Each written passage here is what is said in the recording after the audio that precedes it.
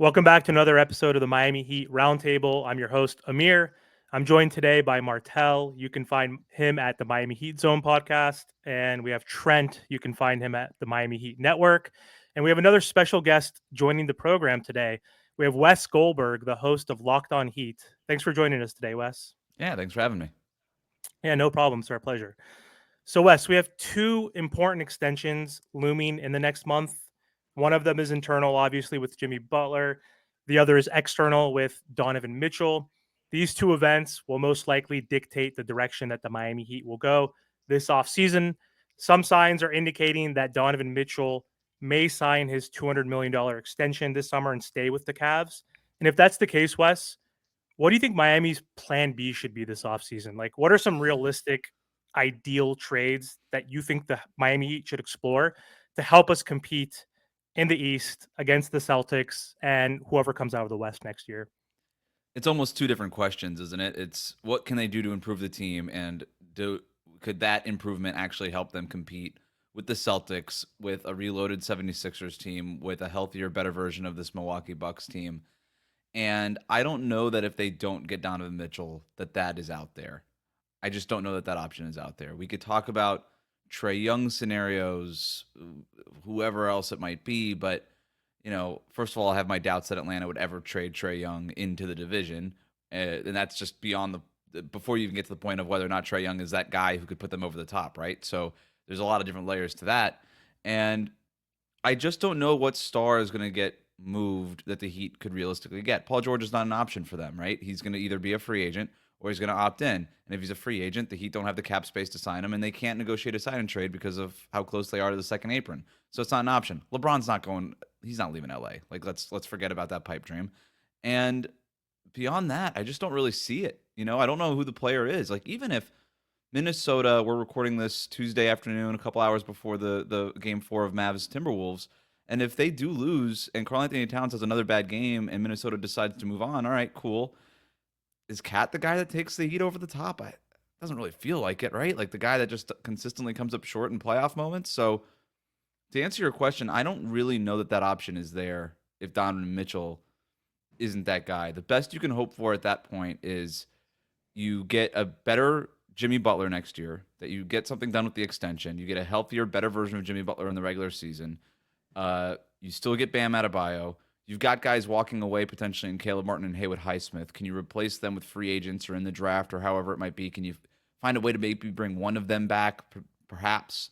And you just hope for overall better health and for another run that's probably closer to the run that they had in 2023 and not so much, being the number 1 seed the way they were in 2022, right? And that's probably where you're at.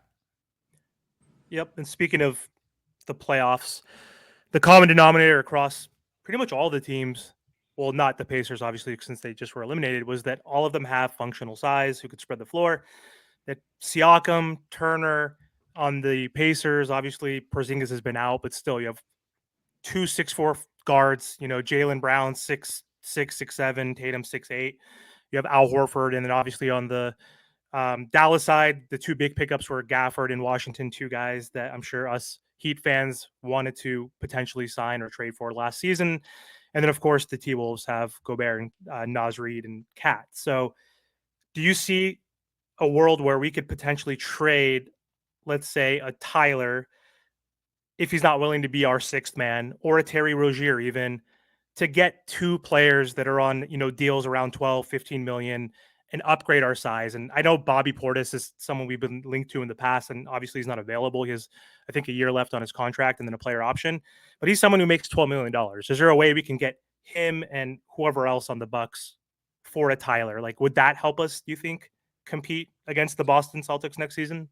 I think it's something you have to explore, right? And now we're sort of getting into the moving around of the deck chairs instead of making that big upgrade. But I think, that kind of gets dismissed as a nothing. No, like moving around deck chairs, sometimes it's nice. It kind of changes the feng shui of the space and everybody's a little bit happier and all of a sudden, like, sometimes that stuff does help, right? And I think that will be something that the Heat have to explore if they're not able to use the Tyler Hero or Terry Rozier contract or something like that in a Donovan Mitchell trade. What can you do to maybe, to your point, split up that contract, get some size, create some versatility on a roster that I thought was overrated in terms of its versatility. I think we confuse versatility with a lack of specialized talent sometimes. And um, you could do that. And also to the point that I made before, like you've got two role players probably leaving in free agency in Highsmith and Caleb Martin. You're gonna have to replace those guys, and it's gonna be really difficult. So using one of those bigger salaries and breaking it up into two or three different players could be a way to at least come close to doing that. I hear you on Milwaukee. Bobby Portis wouldn't be the guy I'm looking at. I would be looking at Brook Lopez. I know he's 33, 34 years old. He's only getting older, but I mean, what's the window of this roster? It's a year, right? Probably 1-2 years, depending on the Jimmy Butler extension. So go get him, right? He's a guy that obviously could shoot threes and protect the rim and stuff. He fits with Bam Adebayo. You could get Brook Lopez in there, move Bam to the four, and still create some extra size and some additional shooting. Question is, like, would the Bucks do that for Tyler Hero straight up? I don't know. I guess you would have to ask Milwaukee that. Another team I would look at is Detroit. You know, that's a team that makes a lot of sense for a guy like Tyler Hero. They have zero shooting on the perimeter, zero playmaking outside of Cade Cunningham. They don't seem to trust Jaden Ivey at all. What do? They need some perimeter scoring talent. Could you propose a Tyler Hero for Isaiah Stewart and one other piece kind of swap? Could you get Isaiah Stewart and Jaden Ivey from them for Tyler Hero? I think that's something that you would have to explore, create some depth and create some more versatility that way. I think there's a lot of teams that could use a guy like Tyler Hero in that six-man role. And the Heat also will have to explore that because they're going to have to shed payroll. Because if this team does not have another superstar on it, it ain't worth what it costs. Like, it just straight up is not worth being a second apron team and one of the highest payrolls in the league for a team that was in the play-in tournament 2 years in a row. So now you're going to have some pressure being like, you know what? It doesn't make sense to have not just this payroll, but the limitations from a roster flexibility standpoint that it provides too. Like, they're going to have to maybe take a calculated step back in order to take that next step forward. Yeah, I definitely agree. And once again, thank you for coming on to the show, Wes. Yep. And so this unrealistic offseason, once again, happened last year with Dame.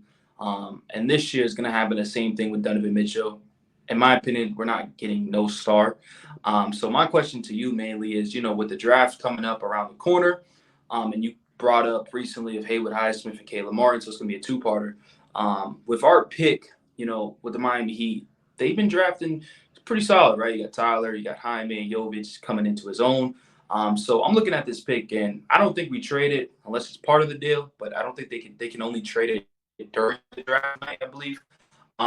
So is there some draft targets if you haven't paid attention to the draft for the Miami Heat that makes sense? I know Isaiah Collier has been brought up.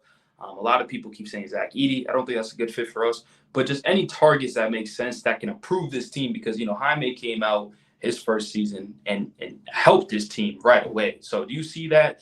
And, especially with people saying this draft is one of the weakness. I personally don't think that. I think you're going to get some players that are going to shock a lot of people. But, so just any, draft targets that's going to be coming that makes sense for the Miami Heat. Yeah, look, I think the draft is weak when it comes to star talent and upside, but I think there's a lot of really helpful role players in this draft, which is what the Heat need. Like, you're not expecting to draft a superstar at number 15, but if you can draft your next Jaime or your next Nico, then that's a really good outcome with the 15th pick. And the 15th pick is usually a pretty good pick. So I am just sort of now carving into our draft prep. We do like a Blue Notebook series on Locked On Heat. We just did our first episode last week. We're starting, that was on big men. We're doing our guards this week. So I just this afternoon started kind of getting into the scouting reports and the film and stuff. But I do look at some people as I look at somebody like a Tristan Da Silva, senior in Colorado, not a ton of upside there, but could probably walk in and give you 8 to 10 minutes a game off the bench as a rookie. Maybe that's something there. If Devin Carter is starting to rise up draft boards, but he's a guy who, if he does fall to 15, makes some sense as a plug-and-play guard who can defend on the perimeter, handle the ball a little bit, shoot open threes. Jacoby Walter out of Baylor, knockdown three-point shooter. Jared McCain, knockdown three-point shooter. Like, when you're looking for somebody who can make an impact for a Heat team that I think is probably going to want this player to make an impact. There's something to be said about going with the upside pick at 15. I think they're going to want this player to make an impact because they're going to have to backfill a lot of this depth that's going out. So you're looking for a discernible, translatable skill from college to the NBA.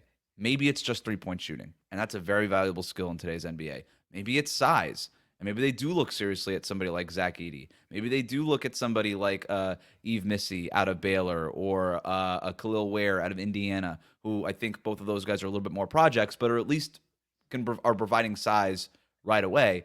That to me is sort of what you're looking at, like a Kaishan George out of Miami. You know that they've scouted him since he's here. Also a knockdown shooter, provides some length on the perimeter. These are the guys, if you look at their track record, they have looked for length. I have asked Pat Riley about this. Like, what are they looking for in the draft? They say length, athleticism, two-way ability. That's essentially what they're looking for. They're not looking for smallish players anymore. They look for size, functional size, because they know that that's the best way to add it is through the draft, because two-way wings with size rarely hit free agency. And I think that's what you're going to see them do is look for that two-way size. But I also think that they could seriously look at a center in this draft. Maybe not necessarily to pair with Bam Adebayo, but to kind of solve that backup center problem that's been an issue for them over the last few years. And considering that Kevin Love isn't getting any younger, they can maybe look to find a project there too. I love it. And this is kind of the two-parter to it. You know, you keep bringing up Caleb Martin. He's going to be gone, and we appreciate everything he has done for us, of course. We just can't afford him, and we knew that after we brought in Terry Rozier. His contract is too big, right?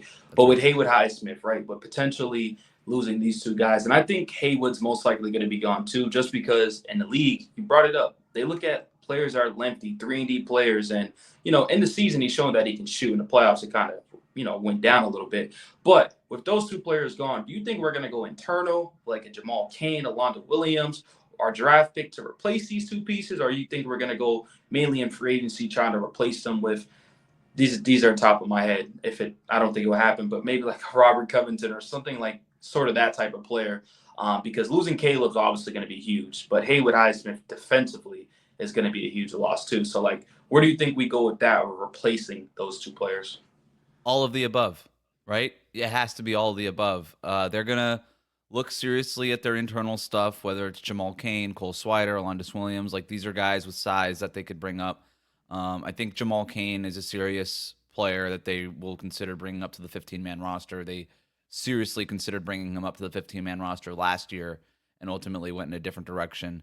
You could see the return of guys like RJ Hampton, right, who they liked but cut, you know, off that two-way contract. Like, that's that maybe they kick the tires on that again. They will look at the draft. They also have the 43rd pick in the draft that they could use to address this also. And they will have to look at minimum salary guys in free agency. I think Robert Covington does make some sense for this team. I think a guy like Chetty Osman makes a little bit of sense for this team. Alec Burks, I'm not really sure what his contract value is anymore, but if you can get him on a minimum. But it's going to be pretty much limited to minimum contracts. They will have the option to use the taxpayer mid-level exception, which is about $5 million. But you don't just use that to use that. You have to make sure that that player is worth $5 million a year, that it's worth adding that to your payroll and getting even closer to that second apron. Are you able to? And that the only way you're able to do that without going to the second apron is if Haywood and Caleb both leave, and if somebody else opts out, you probably have to waive Orlando Robinson. And you kind of start going through the gymnastics of the whole thing, and it even limits you even further. So I'm not sure. I don't think it's a sure thing that they use the TPMLE either. So you're really looking for sure at minimum contracts and the draft, and that's going to be really difficult. But that's why it's almost just that's why the answer is all of the above. It's internal guys from the Sioux Falls Skyforce, the other people that they've scouted on other G League squads, the draft, and then minimum contracts. But that's what makes this so difficult, and it's why I wouldn't rule out like a major cost-saving move. This team doesn't want to take steps back. It doesn't want to lose talent for nothing, but we've seen them have to do this before, right? Where they pay guys, Tyler Johnson, James Johnson, Dion Waiters, whoever it might be, big contracts, and then later on have to attach some draft stuff to them in order to shed those salaries. Maybe it doesn't have to get to the point of attaching draft picks, because all these players that we're talking about on bigger contracts are much better players than guys like Hassan Whiteside and Tyler Johnson were when they were trying to get rid of him. But they could do it, right? They've done it before. They just don't like to do it. Yes. So now, Wes, do you believe in just paying players for what they've done in the past? Because don't get me wrong, like I think that Jimmy Butler and the Miami Heat have extremely overachieved in terms of, Jimmy Butler has been great with what he's been given compared to like, teams that are stacked up like the Phoenix Suns and the Clippers. So with Jimmy Butler pretty much getting older, he's 35 years old. You really can't necessarily count on him to play 60 to 65 games. And then also too, he kind of obviously, load manages and doesn't really try in some games. So do you believe in giving Jimmy Butler this max deal when we already technically gave, we gave him $150 million? We brought Kyle Lowry. We've done a lot and went over for him. And he's also doing things that Bron and D Wade didn't get to do. So you know what I mean? So from the Heat standpoint, I think that they've been pretty generous. So do you think that we should pay him? How do we move forward with Jimmy Butler at such a high price? I think I understand it from both sides. Like if you're Jimmy Butler, you walk into Pat Riley's front office and you want the 2 years, $113 million, which essentially is 1 year extra added on at $50+ million a year. He's already under contract, not this year coming up for 48 and a half, and then the following year for 52 and a half, and then this one would add another one for like 56 and replace the 52 with another 56. So he'd be making a lot of money basically, and securing his NBA future. And he's going to walk into that office and say, all right, I just captained us through the second greatest era in Heat history. And if you don't pay me, Philadelphia will. So what are you going to do about it? And he's going to have a point. And the Heat are going to say, well, you played 60 games last year. You really only showed up for maybe 40 of them. And then you were injured in the playoffs because we were in the play-in tournament, in part because of your lack of availability. And they'll also have a point. And I think both of these sides are at very different ends of this negotiation right now. And it's very interesting, and it's why I won't rule anything out. I think that the Heat will have to come to the table with something. I find it really difficult to believe that they're going to be able to stare Jimmy Butler in the face and say, we don't care. We don't care if you're happy. We don't care if you're upset about the extension. Just play another year. And have that work out to the point of Jimmy Butler being in a Heat uniform next year. And I do think that Jimmy Butler is still a really good player, but he's just not the same player that he used to be. But he could still be the guy who can help this team get. If you're talking about getting this team back past the Boston Celtics and all these, Jimmy Butler has to be a part of that, right? Like even if you just swap Jimmy Butler for Donovan Mitchell straight up, which Cleveland wouldn't do, but just hypothetically, that doesn't get you closer. I mean, it gets you a little bit closer just because Donovan Mitchell's a little bit more available in the regular season. You'd probably have a better seed. But I don't know that gets you materially up to the top teams in the league. So you do got to find a way to make it all work. If you can't get Donovan Mitchell, though, that's where all these things are sort of weirdly connected. If you don't get Donovan Mitchell, though, then what is your motivation to keep Jimmy Butler around? Because at that point, there is an argument to say, like, you know what? We're not going to give you the extension. We're not going to make things even harder for us to get that star player in the future by having you under a even larger, more expensive extension. If you can go get that money from Philadelphia, have at it, dude. Like, go for it. And I that's why I can't rule anything out. It's all interconnected. It's crazy how this works out. And the craziest part about it is that neither team, the Cavs or the Heat, can negotiate legally. We all know how this really works, but they can't negotiate legally with their own players these extensions until after the finals are over. So all of this stuff is going to be happening concurrently, right? So if you're the Heat, I think you try to buy in on the culture, what you've got established with Jimmy Butler, the relationship that you do have, and say, give us some time here. We're going to try to get you Donovan Mitchell. Because what you were saying before is like, yeah, they've been really generous, and Jimmy Butler didn't hold up his end of the bargain. You can argue that Miami didn't hold up their end of the bargain either. They never got that other star for him. They tried to go get KD. They tried to go get Damian Lillard. They didn't do it. They failed at that. So they didn't necessarily hold up their end of the bargain either. And so maybe there's a middle ground here is what I'm trying to get at. And maybe that's something that they can do. But we'll see. Money changes everything in the NBA, as we know. Yes, and then when you look at Bam Adebayo, he's been great, and I think that he gets a lot of criticism when he's really the only reliable guy on the roster in terms of 20 and 10 and great defense. But then, like once you look at the playoffs, he's exhausted. So what's an ideal four or a realistic four that can go next to Bam Adebayo? That's not like a 6'5", 6'4" guy, just to help like alleviate some of the pressure off of them. PJ Tucker. Oh God, Jay Crowder. Right? Yeah. Guys like that, right? To your point, you don't want them to be smaller, but they got to be strong. They got to be strong enough to help. I mean, PJ Tucker was guarding Joel Embiid in playoff games. That guy's so strong. Now, PJ Tucker's one of one, but if you could find a guy with strength and size who could space the floor, then that's what you're looking for. Those players are really hard to come by. I don't know what it would take to pry, say, a Grant Williams out of Charlotte, and that would be really funny to watch Grant Williams and Bam Adebayo on the same team together. But that sort of player could make some sense. I would also really, I think we all kind of get into the mode of, oh, well, if you move Bam to the 4, which I know is not what you asked, but if you move Bam to the 4 and you pair him with a bigger size center, like what can you go? I already brought up Brook Lopez. People bring up Jarrett Allen. People bring up these other like $20 million plus players. Go get a $5 million center who could just play there for 10 minutes a night. And over the course of 82 games, that's a consistent amount of wear and tear that you're taking off of Bam Adebayo's plate. Maybe that's something that keeps him fresher. Maybe you start big, but you don't stay big all game, and you're not closing big either. And and you acknowledge that it's not your best lineup, but you're doing it for the first 5 months of the year to make sure that Bam is a little bit fresher for the games that really matter in the playoffs. I think that could be an option too. I think it's probably a little bit of everything. Nikola Jovic, what he's doing at that 4 spot, if he keeps at this trajectory, that's your answer. He's the guy. You have it. But can you wait on that is the biggest question. He's 20. I don't know. If he can keep going on this direction, I think he could be a playoff ready player, a bona fide playoff ready player by next postseason. But we all that's not necessarily how development works, right? We know it's not always linear in that way, but I guess you would hope it is. But to your point, add some depth, add some insurance to this team in case that's not the case. You don't want to be relying on a 21-year-old player to be your absolute and only answer at that position. You got to add more depth there. Absolutely. Thank you, Wes. Yeah, of course. I think that's all we had, Wes, for this episode. So really appreciate you hopping on, of course. And I'm sure all of our followers already follow you on Locked On Heat, but do you want to let the audience know real quick where else they can find your work? Sure. Locked On Heat, YouTube, Spotify, wherever you get your podcast, 5 days a week of Heat content going on strong throughout the off season. Also, my writing throughout the playoffs is over at Fansided. I have an NBA column every Friday. Real GM occasionally features at The Ringer. And then we just started a new NBA show called the Just Basketball Show, available everywhere you get your podcast 3 days a week. So thanks for letting me plug it, and thanks for having me on, guys. Thank you, Wes. Yeah, appreciate it, my man. Have a good one, guys. Thanks again. Take care.